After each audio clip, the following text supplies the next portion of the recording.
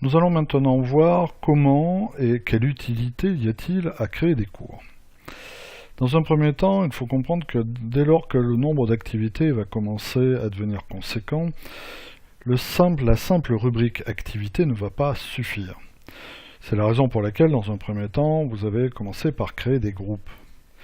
Dans chaque groupe, ici par exemple, troisième set, je n'ai qu'une seule activité qui est assignée à ce groupe. Pour le moment, je n'ai pas besoin de plus pour organiser tout cela.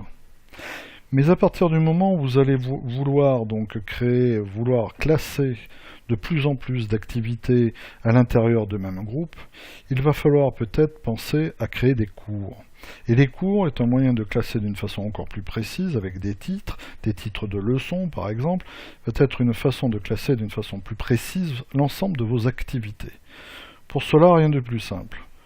On va encore une fois de plus utiliser le bouton plus et cette fois-ci, nouveau cours. Voici l'interface qui permet de créer le cours.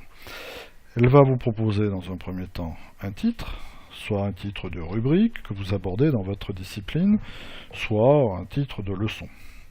Ici, des sections qui vont venir se superposer. Regardez, section sans titre, section sans titre.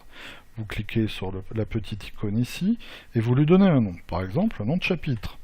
Et vous appuyez sur Enter ou vous passez à ajouter une section. Ici, vous allez créer donc une deuxième section qui correspond à un deuxième chapitre. Ici, une troisième section, chapitre 3. Et vous voyez au fur et à mesure où je rentre des sections ici, celle-ci se crée à côté, attendant, à travers donc des carrés ici, des activités que je devrais assigner. Je vais donc terminer chapitre 4. Me voilà donc avec un cours qui est prêt. Je peux lui mettre une description de façon à donner un repère. Mon cours est prêt, je le publie, je valide les différents paramètres par défaut, il reste public. Mon cours est maintenant créé. Pour cela, je vais dans cours maintenant, puisque j'ai des groupes, j'ai des cours, et ici apparaissent les cours que je viens de créer. Alors, il existe déjà un cours prêt ici, propre à votre formation, et ici le cours que je viens de créer et dans lequel il n'y a pour l'instant aucune activité d'assigner. Je peux maintenant m'inscrire à ce cours, je peux toujours en tant que propriétaire le modifier. Le modifier par exemple pour rajouter ou enlever des sections, modifier le titre. Je ferme et je publie. Regardez maintenant un cours qui est prêt. Je vais dans celui-là. Vous voyez qu'à l'intérieur de ce cours, j'ai 3 sections. Challenge You, je descends un peu, j'ai le mini-routeur pour la classe, et une dernière section, mettre des vidéos sur YouTube. Si je clique ici, ceci m'amène directement à la section concernée. Je peux m'inscrire, et l'intérêt de s'inscrire, je ferme, c'est que maintenant ici, dans cette icône, puisque cette barre de navigation est la vôtre, quel que soit le contenu de cette page. Ça peut être votre compte, mais le compte du professeur, en partant du principe qu'ici, vous êtes l'élève qui se connecte au compte du professeur. Ceci restera toujours votre compte. Alors, je viens de m'inscrire à un cours, ici il y a marqué cours suivi, je clique, et apparaît dessous les cours auxquels je me suis inscrit. Cela évite les recherches, et de rechercher la navigation et tout ce qui va avec. Donc là, vous avez directement accès, en cliquant dessus, au contenu du cours, ce qui est beaucoup plus pratique. Ce qu'il faut comprendre lorsque vous allez, une fois que vous aurez fini votre cours, c'est-à-dire assigner des activités à chacune des rubriques, vous pourrez toujours modifier l'ordre dans lequel apparaissent ces différentes activités. Il faudra une fois que, lorsque les activités auront été assignées, comme ici, que vous cliquiez sur modifier. Ceci va réouvrir le panneau de modification du cours. Et regardez bien, si je reste sur une activité, un nouveau contrôle apparaît. Il y a marqué « Cliquer plus maintenir » pour déplacer. Je clique, je maintiens et je décale à la place d'une autre activité. Vous voyez, le trait bleu qui vient d'apparaître va venir caler cette activité devant l'autre. Tout simplement. Cela me permet de réorganiser peut-être un peu mieux mes cours. Là, je réinverse. Une fois que j'ai fini de faire ça, avec n'importe quelle activité, je peux même les changer de section, je ferme et je valide. Alors comment assigner des activités? Donc rien de plus simple. Je vais dans Activités. Parmi l'ensemble de mes activités, je choisis donc celle que je désire.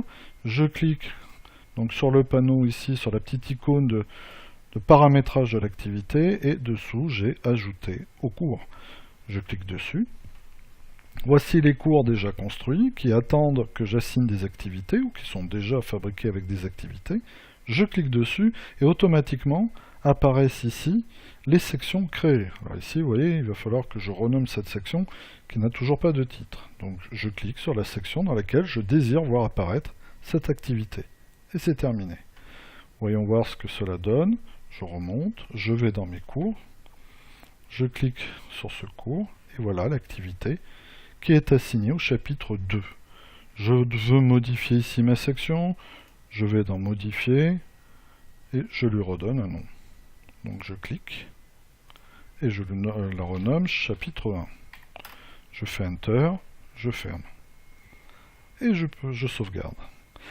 Et ainsi de suite. Je peux donc là assigner autant d'activités à toutes les sections, en mettre plusieurs dans une même section. Je vais dans Ajouter au cours, je sélectionne le cours que je viens de créer, et j'intègre dans la section désirée, dans le chapitre, et ainsi de suite. Maintenant, vous pouvez tout simplement, de façon encore à mieux organiser, assigner vos cours à des classes, de façon à éviter à vos cours d'être là, pêle-mêle. Donc, vous allez ici, toujours sur les paramétrages, cette fois-ci de votre cours, assigner à un groupe. Et cette fois-ci, ce cours va être dédié, par exemple, à toutes les classes de 3e. Je sélectionne les 2 classes de 3e, ou alors une seule classe, et ainsi de suite. Ou alors à ce groupe, formation numérique. J'assigne. Si je vais dans Groupe et dans les classes de 3e, dans la partie cours ici, voici mon cours qui lui est dédié.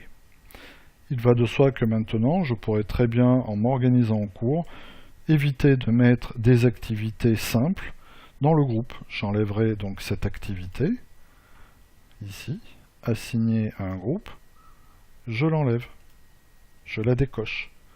Et celle-ci disparaîtra. Si je rafraîchis ma page, je reviens en cours, activité, elle n'est plus là. La seule chose que les élèves peuvent voir une fois arrivés dans leur groupe, c'est le cours qui leur est dédié. Si vous créez plusieurs cours, en l'occurrence plusieurs rubriques ou plusieurs matières, allez savoir, les élèves cliquent dedans et ont les activités dédiées par chapitre.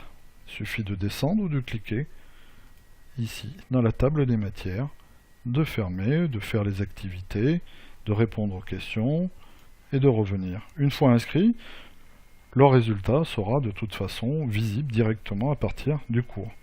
Si je m'inscris, ici, je ferme, apparaîtra maintenant le cours suivi, ici, dans cette zone, cours suivi, le cours dans lequel je me suis inscrit. Je n'aurai qu'à cliquer directement dedans pour y arriver directement, plus simplement. Et je ferme.